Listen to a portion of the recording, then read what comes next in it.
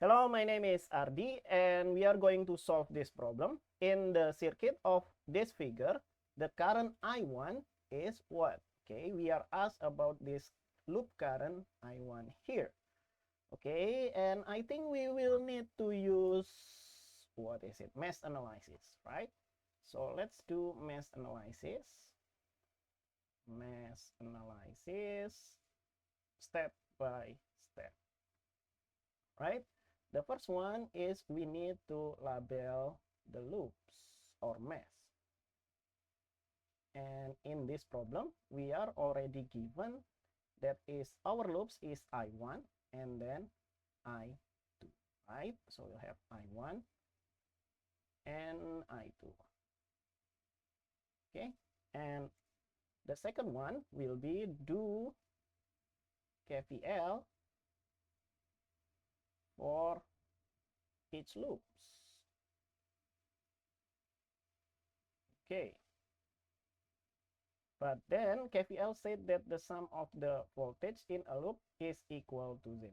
But we have some big problems here, which is this voltage in this current source cannot be determined directly, right?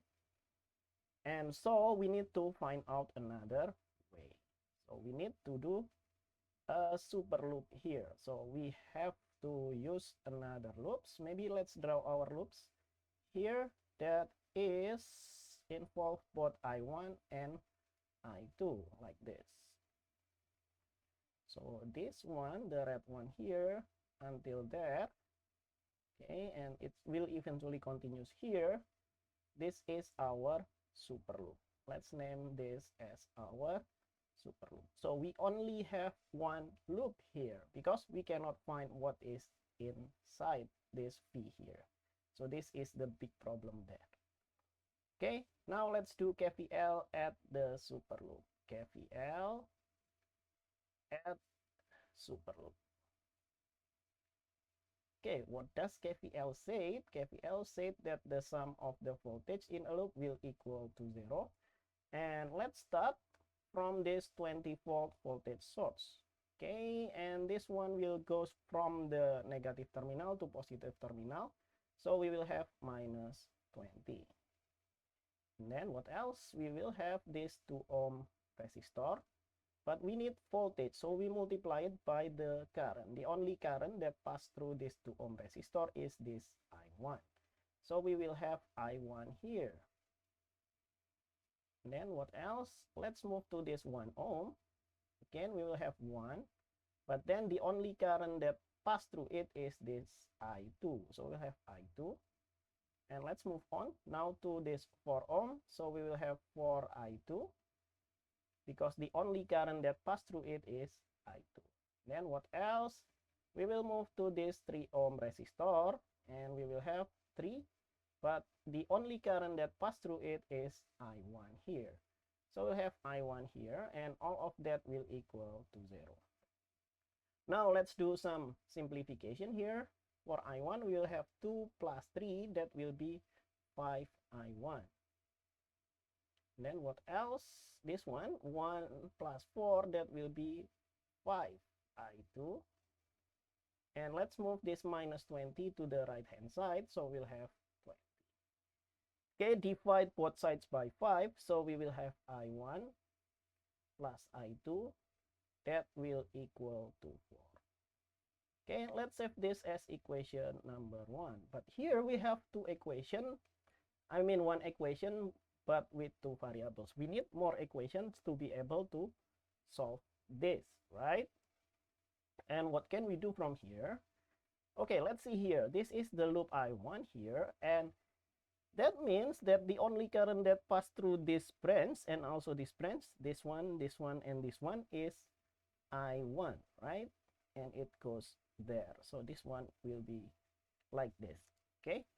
And this is I2, and by using similar logic, we will have this, the current that pass through this 1 ohm resistor here is I2, right?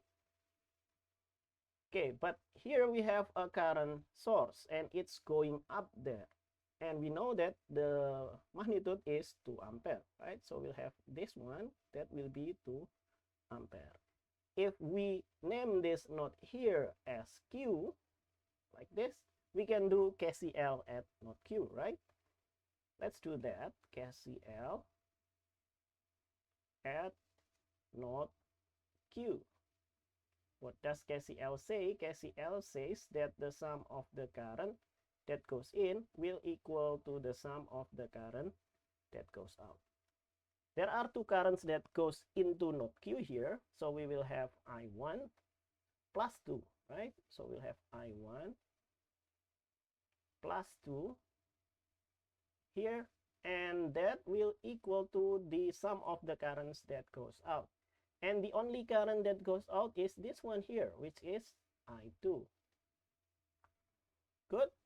And now, what can we do from here? Let's swap this. So we will have I1 and then minus I2, and that will equal to minus 2. Good. And that is equation number 2. Okay, now we have two equations with two variables. We can do substitution and elimination like high school math. So we'll have I1 plus I2, that will equal to 4. And then I1 minus I2, that will equal to minus 2. Let's subtract this one, right?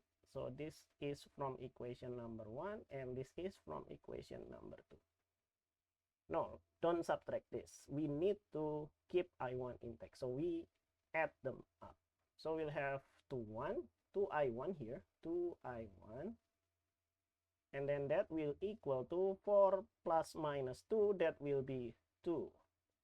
So we will have I1 here is equal to 2 divided by 2. And so our I1 here is equal to 1 ampere. Okay, and this is our final answer for this question. I1 is 1 ampere. But then, what is the option that is the answer? That will be option D. So this one will be option D. Hopefully, this will help you to understand how to solve a question like this. Thank you for watching and see you in the next video. Bye-bye.